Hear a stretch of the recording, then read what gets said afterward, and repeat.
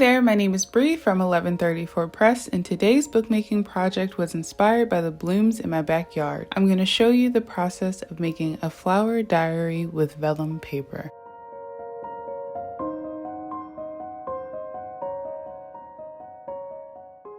We moved into this house in the winter, so it's been a wonderful surprise to see what the previous owner had growing. I don't know much about plants, so making this journal will be a way for me to learn more and keep a record.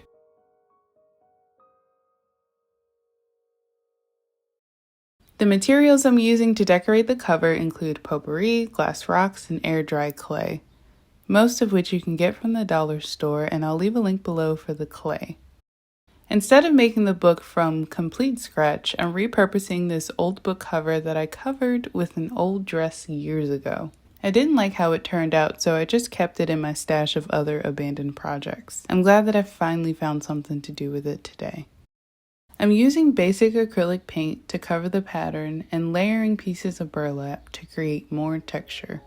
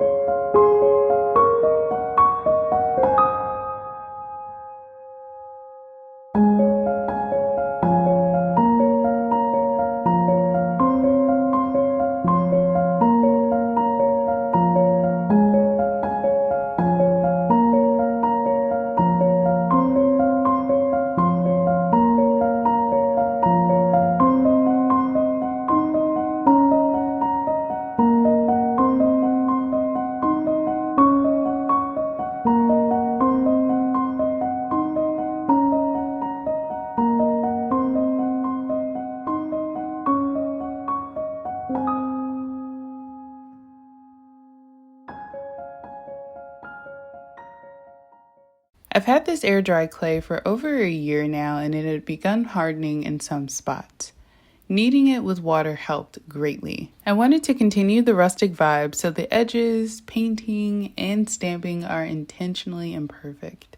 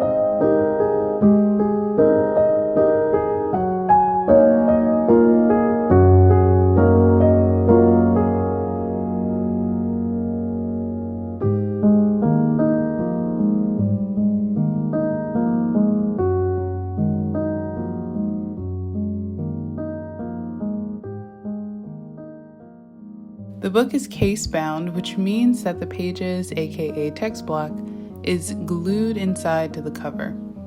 The pages are bound using the kettle stitch method. If you're unsure of what I'm talking about or would like a step-by-step guide on how to make a case bound book, watch my tutorial on how to make a junk journal from an old book.